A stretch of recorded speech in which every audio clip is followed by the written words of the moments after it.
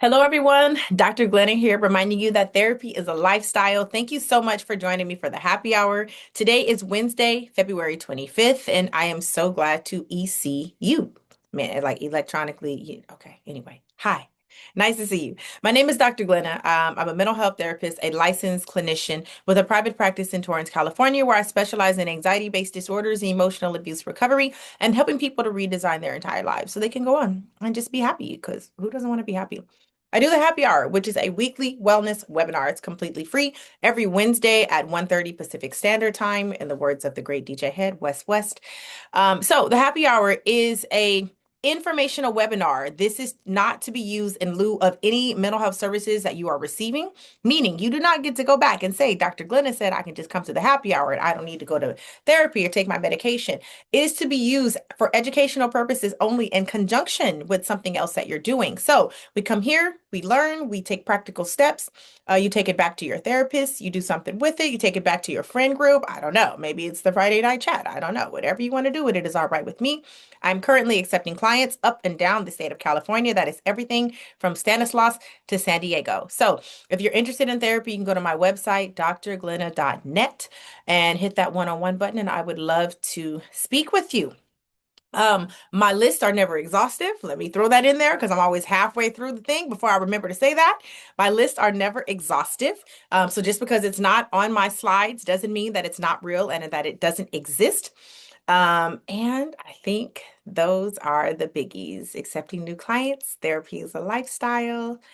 And if you are experiencing any mental health symptoms, please contact either a licensed clinician, your primary care physician, or a psychiatrist. All right? Let us get into the thing that we came to get into. Today, we are going to talk about, or today's topic is decide without defending, speaking up in a world that loves when you are silent. Decide without defending. It's a phrase that I have written on like my dry erase board to just remind myself, decide without defending, decide without defending.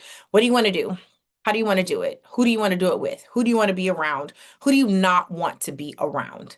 Decide without defending. So this is where we're going to talk about how do you do that? How do you speak up in a world where they want you to be quiet, where they want you to be indecisive, where how do you speak up in a world when you're surrounded by people that do not benefit from you having a very decisive opinion about what you're going to do and how you're going to go about it?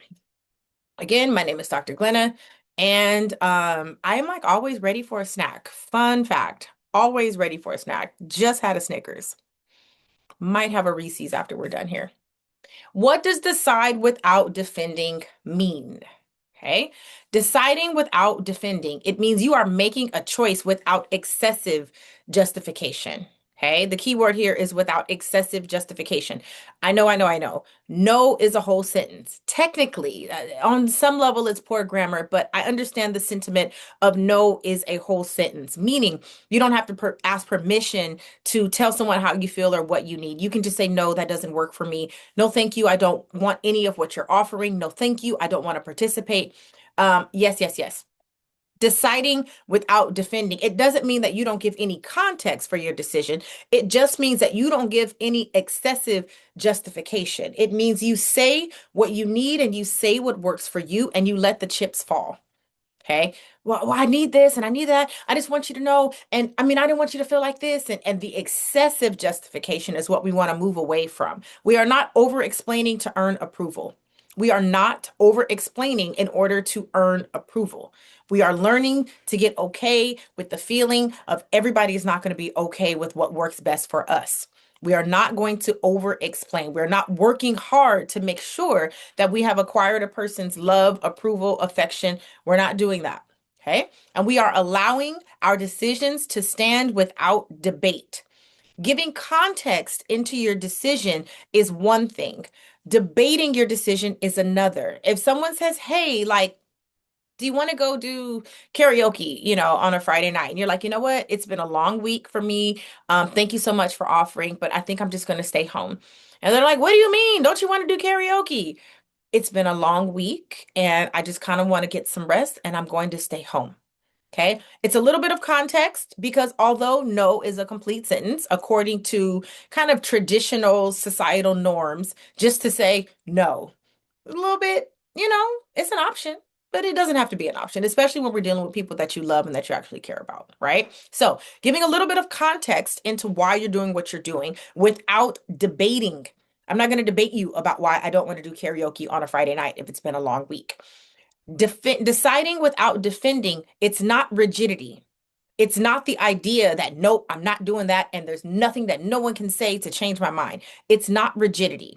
That's not what we're aiming for here. Like this phrase, decide without defending, is not trying to back up your ability to just be completely inflexible and not open to any sort of feedback. It is not about being disrespectful. Again, we do want to operate according to social norms, basic courtesy. We do want to honor that, especially when you're interacting with people that you love and people that you value the relationship that you have with that person. So this is not an excuse to be disrespectful. That's not what we're aiming for here. If you need an excuse to be disrespectful, I can't help you with that because I'm not going to encourage that. Even all my clients know. If you're being disrespectful towards somebody else in your life, it's kind of my responsibility to point it out. If you choose to keep doing it, it's your choice. But this is not carte blanche to allow you to be disrespectful. And this is not about impulsivity. Okay. This is not about, I don't know, I think I'm just going to do this and I think I'm going to do that. That's not what we're saying here. And I'm actually going to touch on the idea of time management and your decision making. That's not what this is for. This is about you having a sense of agency over yourself. This is about you saying, this is who I am. This is what I like. This is what I don't like. This is what I need. This is what I'm comfortable with. And this is how I express a sense of agency over my mind, my body, my time, my resources, how I show up when I don't show up. Okay. It's about having a sense of agency over yourself. This is about self trust. This is about saying, I trust that I know what's best for me. I trust that I have thought about it. And while karaoke on a Friday night sounds like fun, I love you people and I love doing karaoke with you people, but I trust myself enough to know that I have thought about it and what's best for me in this moment, in this season, is the decision that I'm going to make. Other people can't see all the inner workings of your brain, and everybody is always coming from their own lens initially. So people won't always understand your level of self trust. So that's why we give a little bit of context. Again, going all the way back, we're not debating. We're not over justifying it. We're not explaining so that we maintain or get approval from the other person. This is about an exercise in the idea of I trust what's best for me. I've thought about this. Maybe I've even experienced some things, or there are some things that I do not want to experience. You don't have to experience everything to know that some stuff you don't want to experience. Okay. I don't know. I don't want to be in a major car accident. I'm cool off that. Self trust. I trust that I know what's best for me, and I'm communicating it to you because I want you to know where my limit is.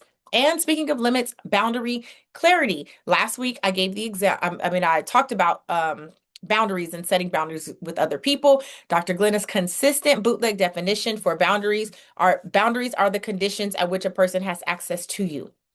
Boundaries are the conditions at which a person has access to you.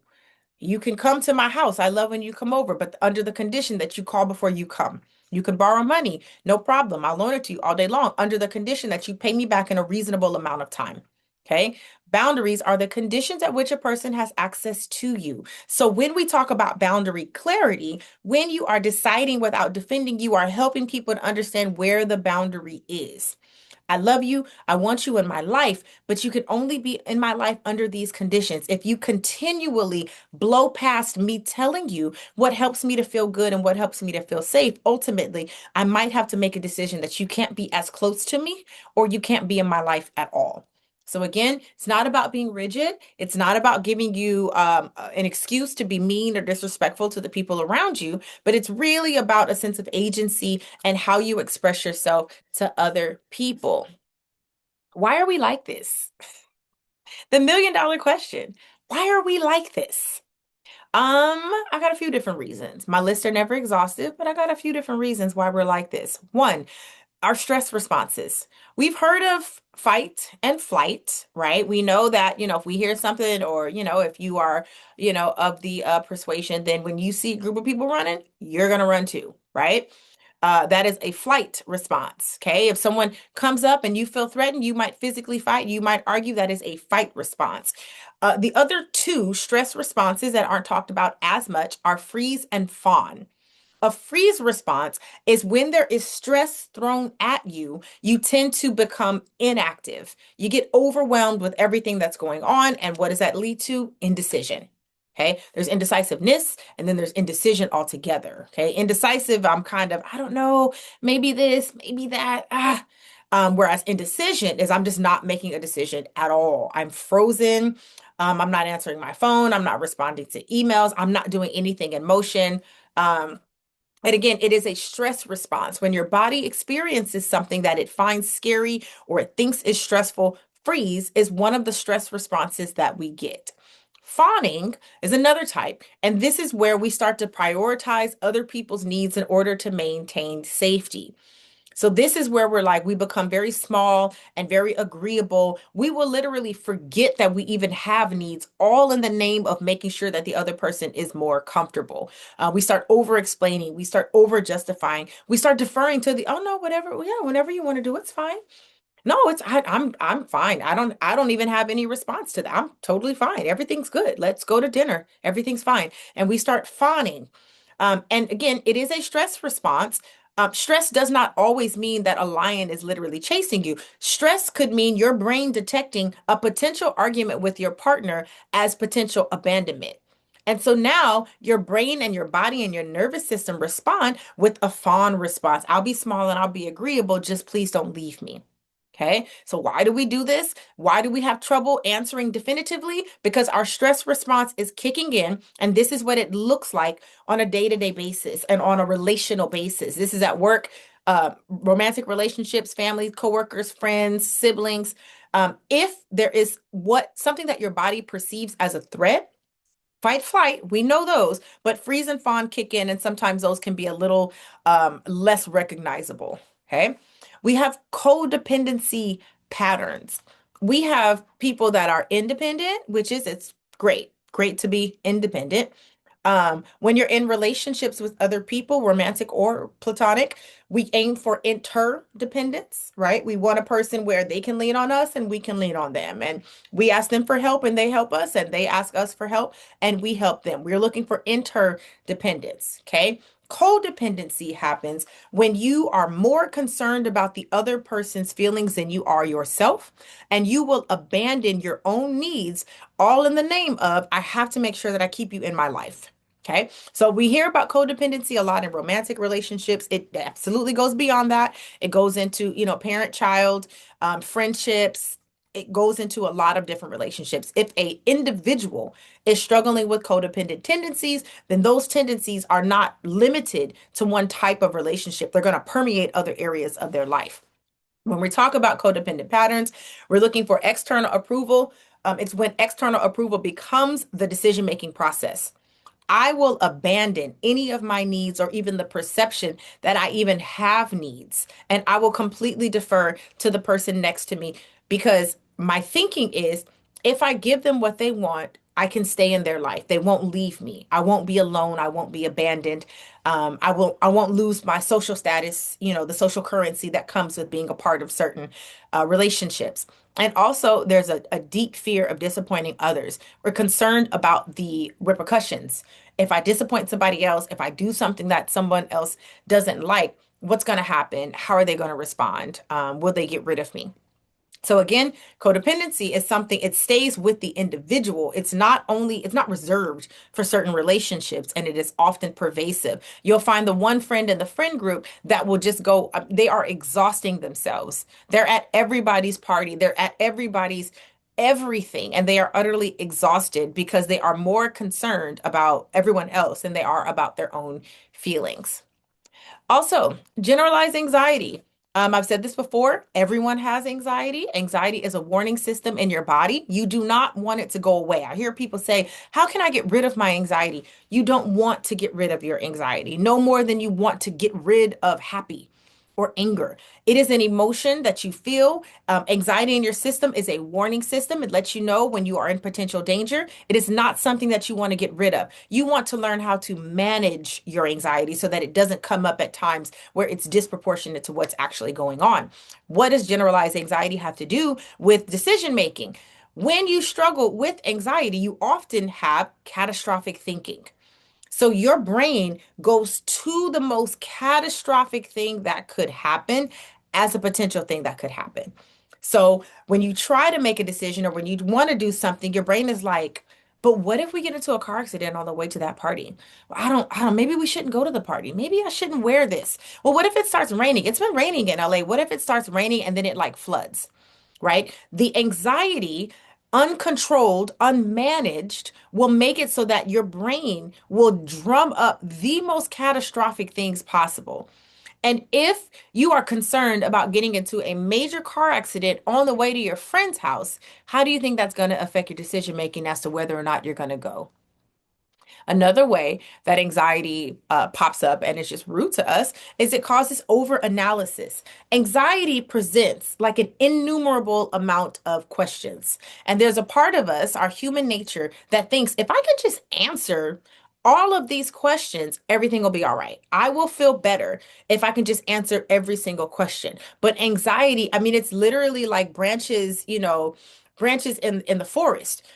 You'll never answer all of the questions that anxiety can produce because you'll try to answer some question and anxiety will be like, challenge. I got more for you. And so what happens is we start to overanalyze things in an effort to answer the questions and to put all of the uncertainty to bed. And the reality is, if you do have high levels of anxiety, you do have to learn to operate with a certain level of uncertainty kind of sitting with you because you will not be able to analyze every aspect of the problem to the letter. And of course, fear of making the wrong choice. Because anxiety will be like, are you sure? What about this? Have you considered that? Have you considered this option? If you think that you can come up with an answer for something, anxiety has bags of questions that you didn't even know they have. It's like a magic trick. They got bags and bags, and they got bags inside of bags. Like your grandmama's house with plastic bags inside of plastic bags, full of questions to challenge your uncertainty. Okay.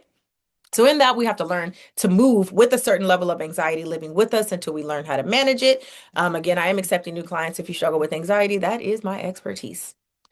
Four, learned indecisiveness.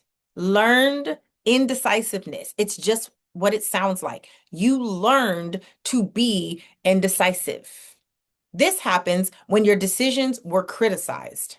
Okay. So this is like you see a 5-year-old and you ask them, what should we have for dinner? And they say pizza. And then the parent goes, oh my God, like nobody even likes pizza. You're the only one that wants pizza. Okay. Those little small micro instances cut away at a person's ability to feel confident in their decision making. Okay. Now, if your 5-year-old wants pizza, every day, setting a boundary is not going to erode their ability to make decisions. But we're talking about an ongoing pattern of any of your decisions being criticized. What you wear, where you go to school, what you major in, what did you have for breakfast? Well, why'd you put that creamer in your coffee instead of this creamer? Why'd you get that car? You should have got the 2-door. Why'd you get the 4-door? When you have this experience of your decisions being criticized and critiqued on an ongoing basis, it erodes your confidence in your ability to make sound decisions for yourself. Okay. It happens in family systems. It happens in friend groups. Like there's always that one friend that always got something to say. It happens at work, right? We've seen kind of bosses or superiors or even coworkers that just have something to say about every single aspect of what's happening with you. I've seen it in classroom environments too. Teachers don't even realize they're doing it to, especially smaller kids. They question every little thing that they do, and it starts to erode their ability to confidently make decisions. So it creates a learned indecisiveness. It creates an idea that, well, it's not safe to be decisive. So I have to be indecisive. I have to question everything that I say. Or your autonomy was punished.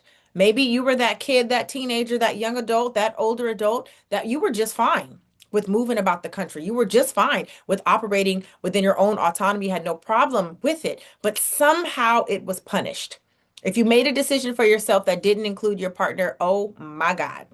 Did you eat food without me? Did you eat without me?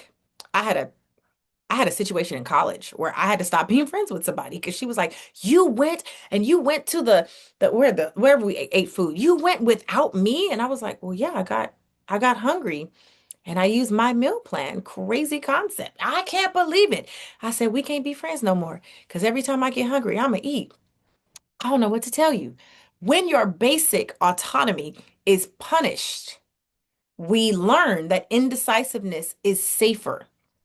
If we feel like the decisions that we make for ourselves are going to be punished with removing the person's love and affection from your life, right? With removing opportunities for advancement, then we learn it's safer to shield ourselves with a layer of indecisiveness than it is to actually show up boldly and be decisive about what works best for us. Or also, mistakes were not tolerated. I have a saying I used it with my kids when they were little and any kids, it's just a spill, no big deal. It's just a spill, no big deal, right? They spill milk, they spill everything. They spill milk, they spill Cheerios, they spill everything, right? It's just a spill, no big deal.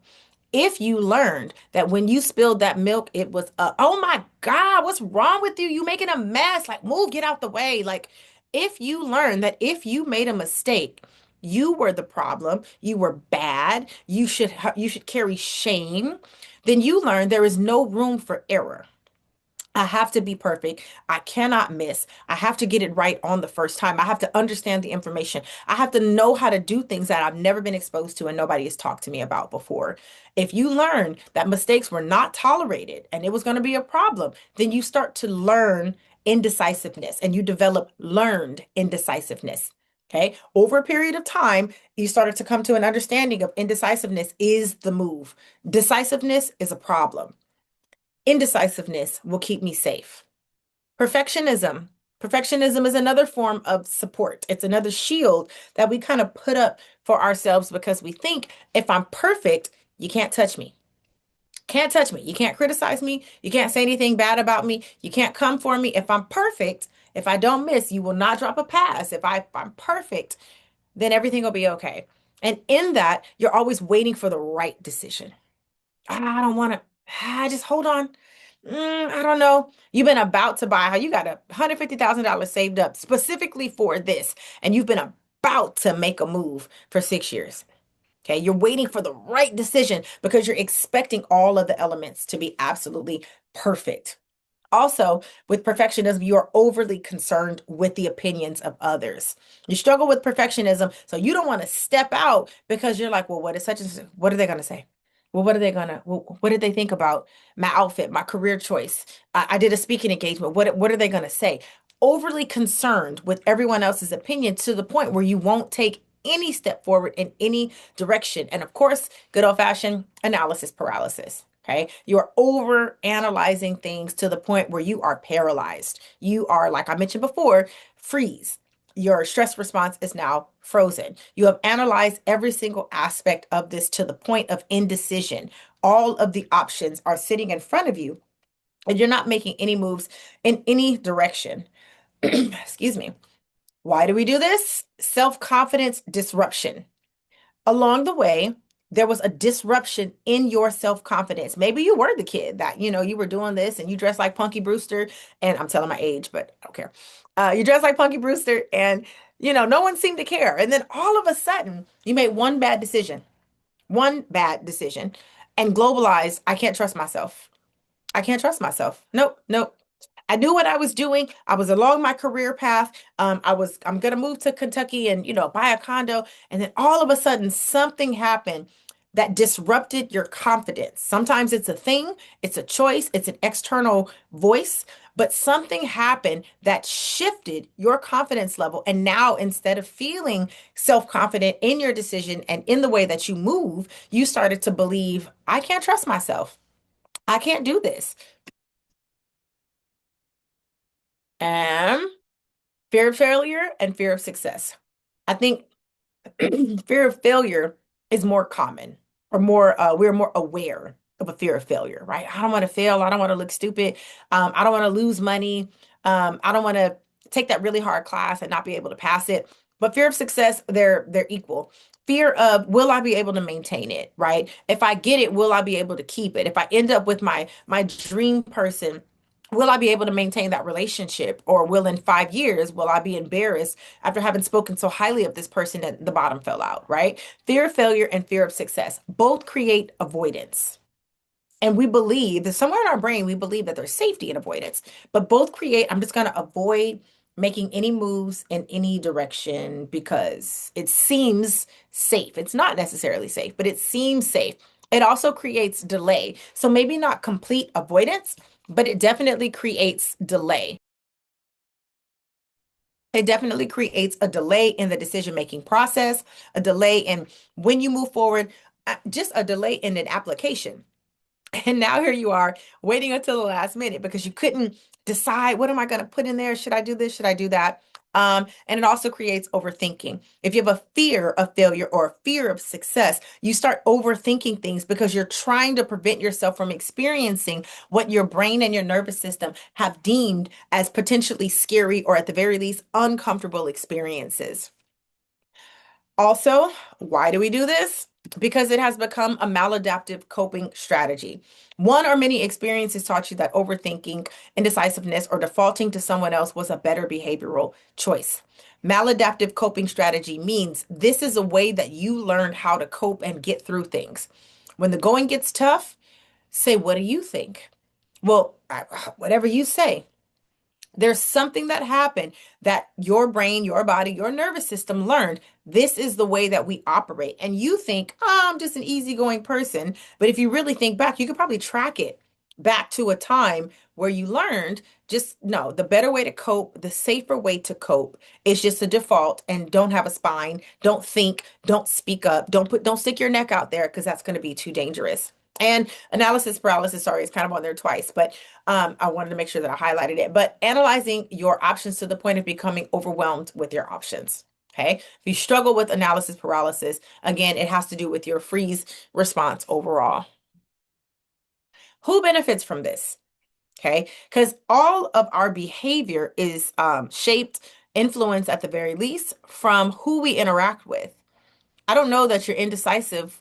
I don't know that you would be indecisive if there was nobody around. It's kind of like if a tree falls in the forest, does it make a sound, right? Would you be indecisive if there was nobody standing over you to critique or have an opinion about your decisions or no one that benefited from your decisions one way or another? Who's to say? Who benefits from this?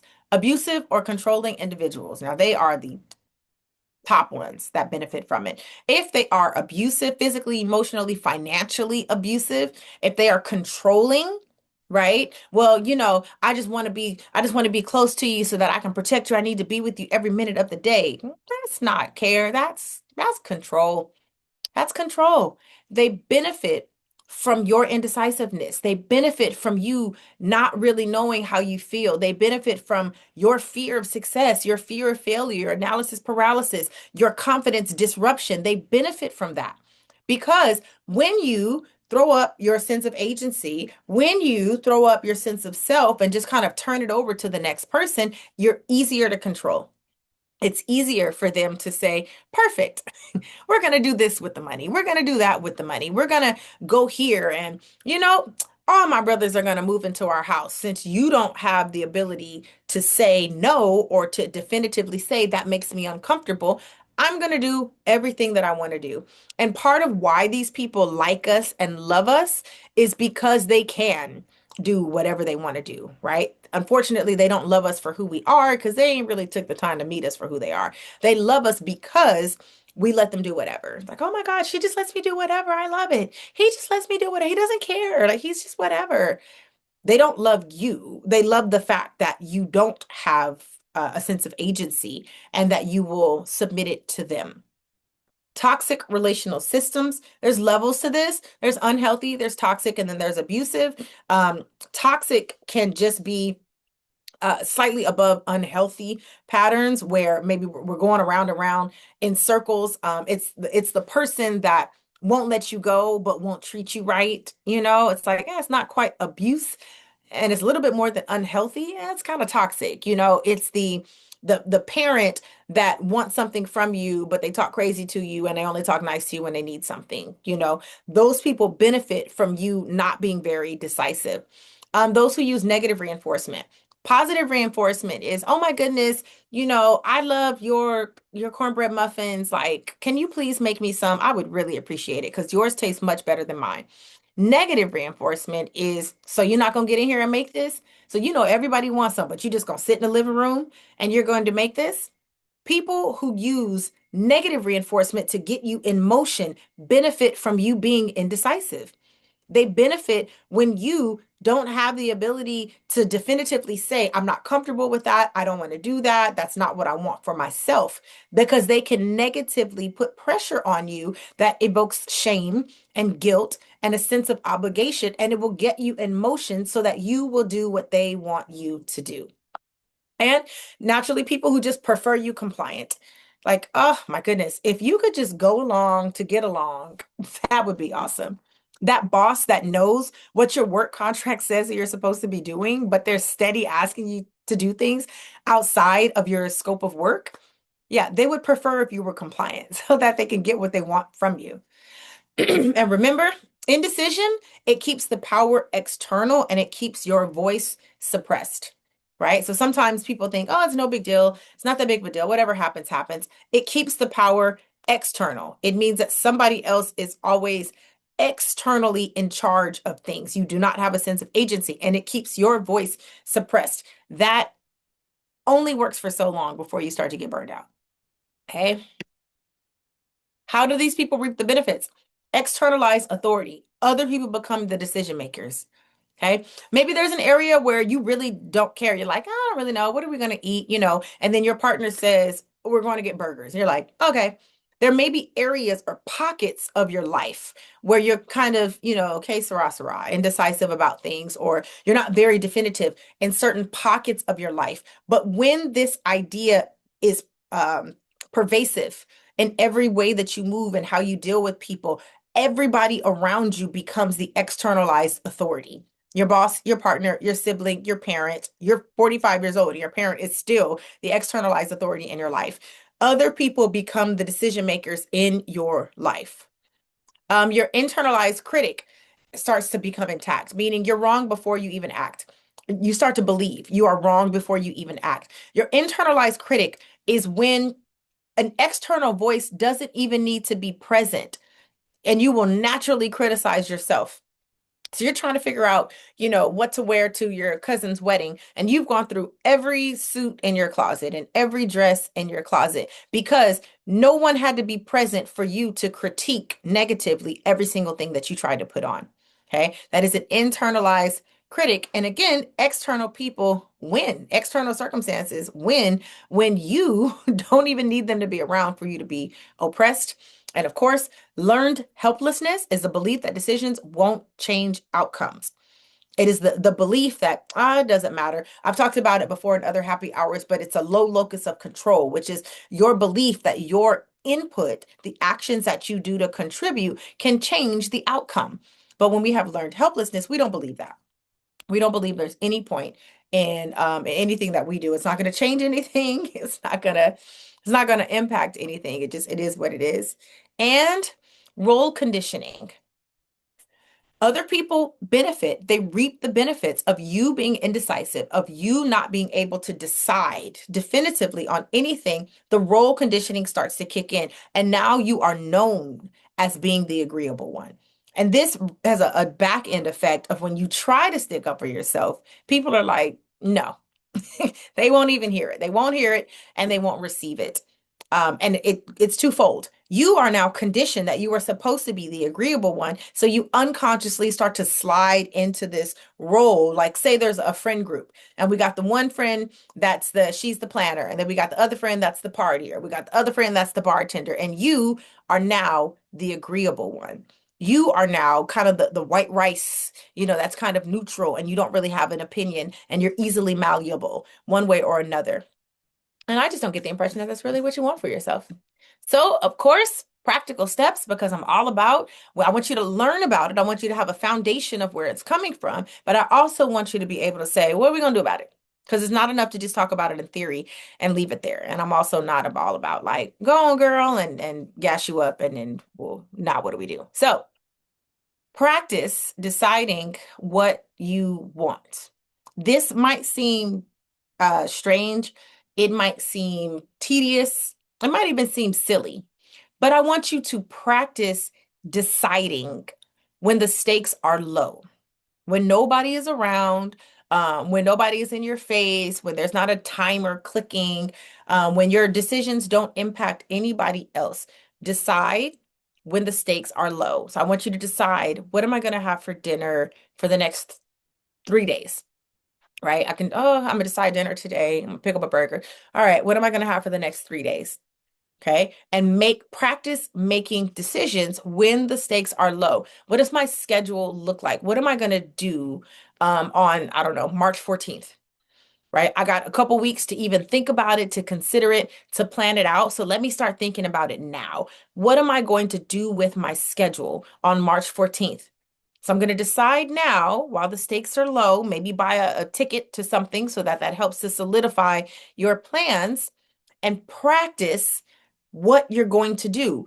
Practice deciding your preferences. Have the conversation with yourself when nobody is around. Do you like to sleep with the fan on or with the fan off? I like the fan on, right? Do you want to fall asleep with the TV on or the TV off? Okay. Do you want to wear a dress on a Saturday or sweatpants on a Saturday? Start to decide, what are your preferences. And the best way to do that is when nobody is around.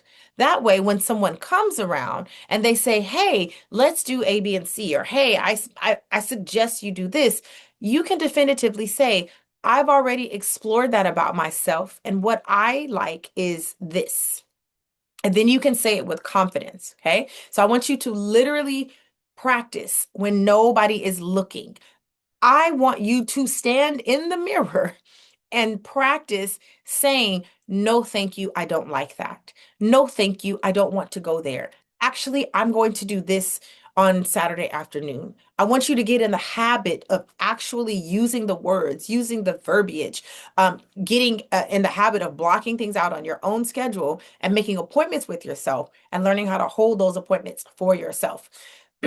I want you to start small, and I want you to build evidence, because confidence develops through repetition. You won't be good at it the first time, and that's okay. You'll stutter, you'll kind of renege on some things, and that's okay, right? Relapse is part of recovery. You kind of take a step back and then you figure out, what do you need to do in order to continue to move forward. So I want you to start small, because first practice when nobody's looking, but now start small with other people. Okay. Do you wanna go to Subway with us? Uh, oh my goodness. No, no, thank you. Start small with other people. And then the more you see yourself do it, the easier it gets. Celebrate your small decisions. This reinforces, I can choose and I can survive. So your coworkers are like, do you want to go to Subway? And you know that you got some, I don't know, you got some teriyaki chicken from last night where the seasoning has settled in good. You got some pineapples, some green. You got a whole little situation. You don't want Subway, not today. So you say, no, thank you. Like, I brought my lunch, and, but maybe we can eat together when you guys get back.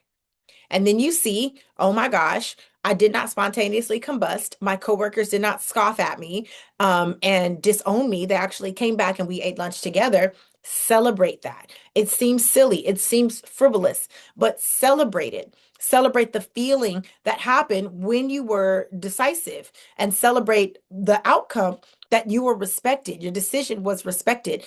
I would come down here with no water.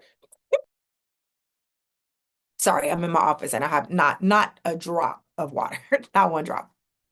Celebrate your small decisions, because they will teach you that I can choose to do something. I can choose to do something definitively, and nothing bad will necessarily happen.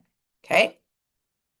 If you need to think about something, if something is bothering you, if you're like, I have a decision to make, a big decision, a medium decision, a small decision, set time limits.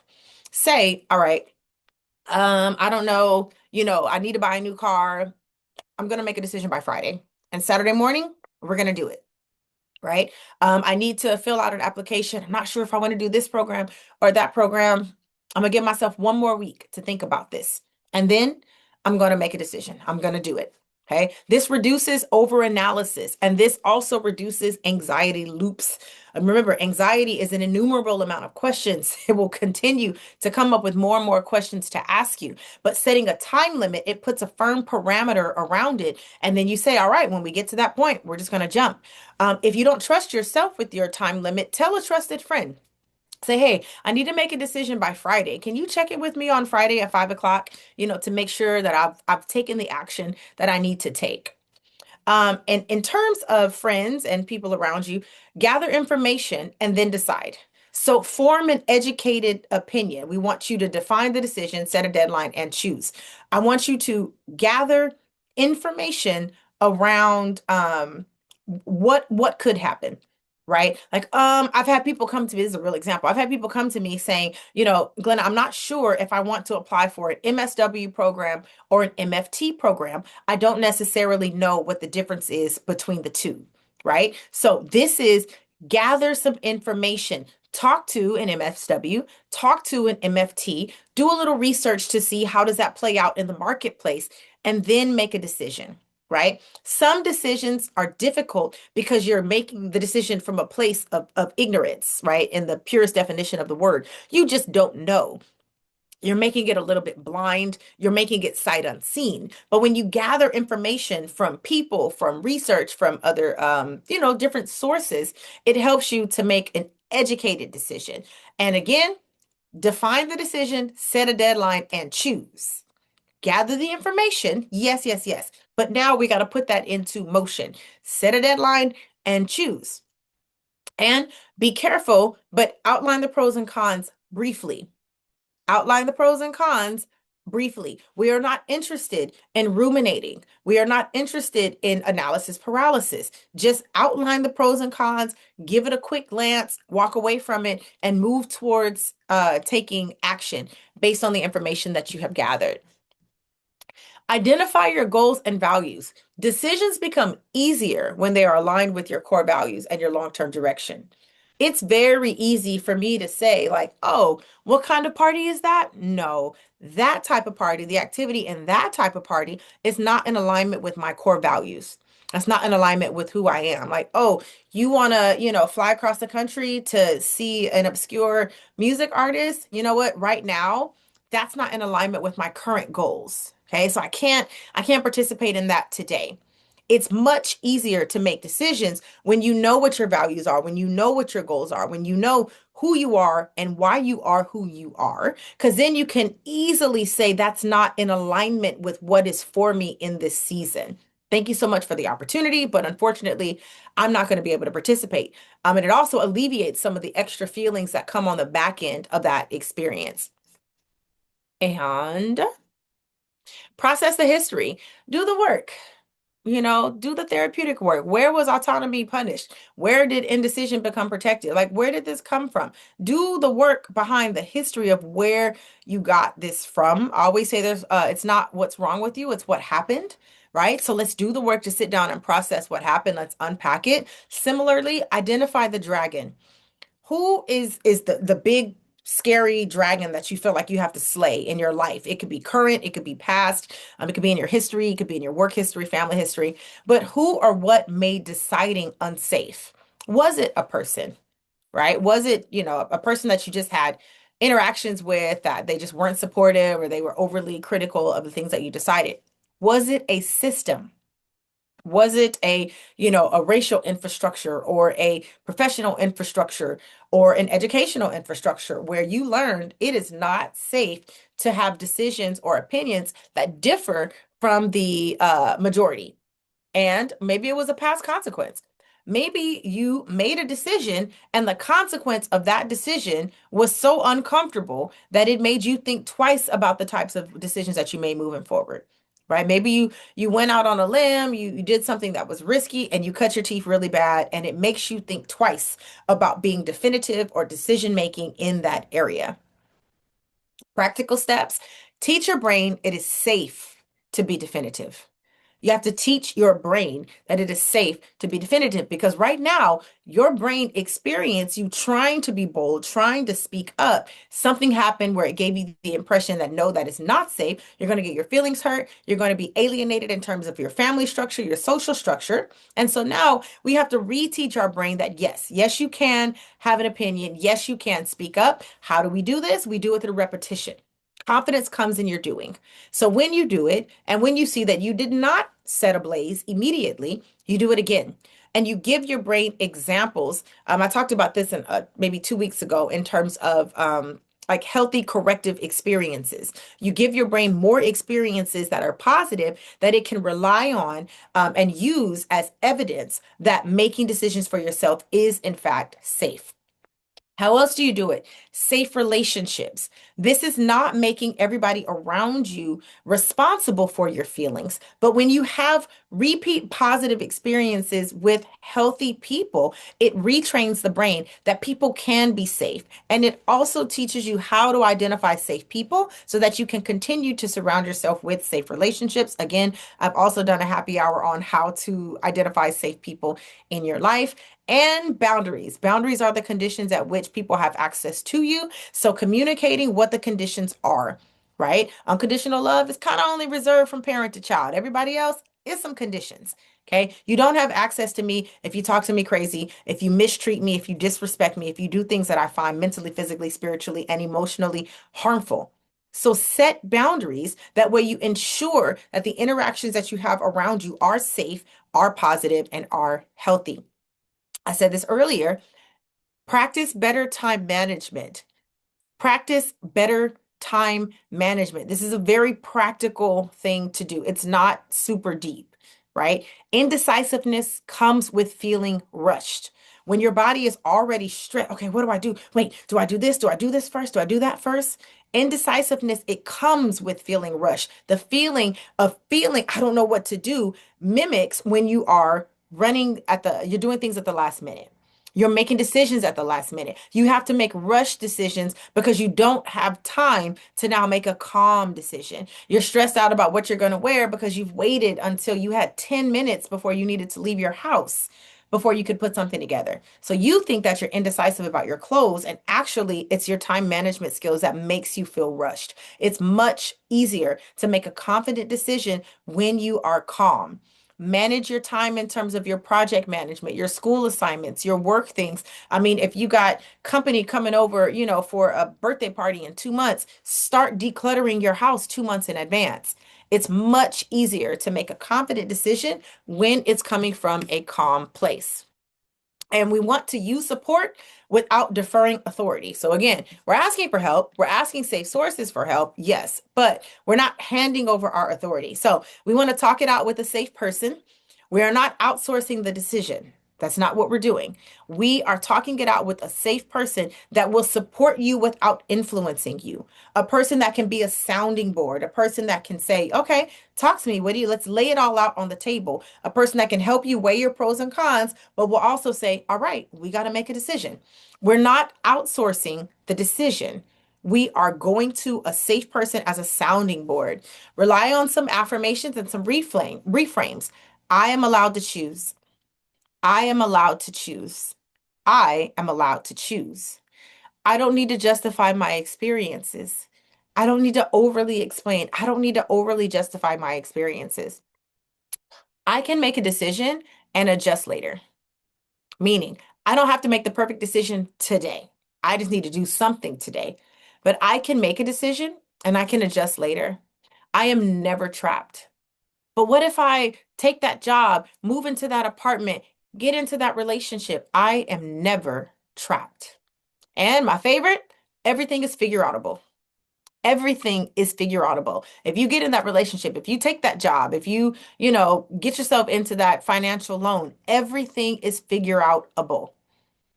Everything.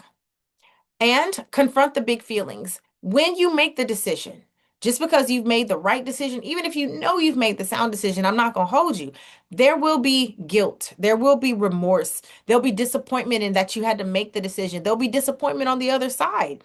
They'll be disappointed that they're not getting what they want from you. You may even experience some anxiety with it. That is not an indicator that you need to go back and make a different decision. That's not what this is.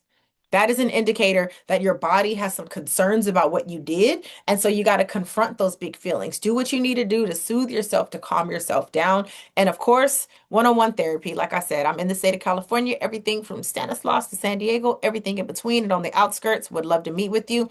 But therapy helps you process those freeze and fawn responses. It helps you to become more aware of it and in a safe space and one bite at a time, one therapy session at a time. It helps you to process those freeze and fawn responses.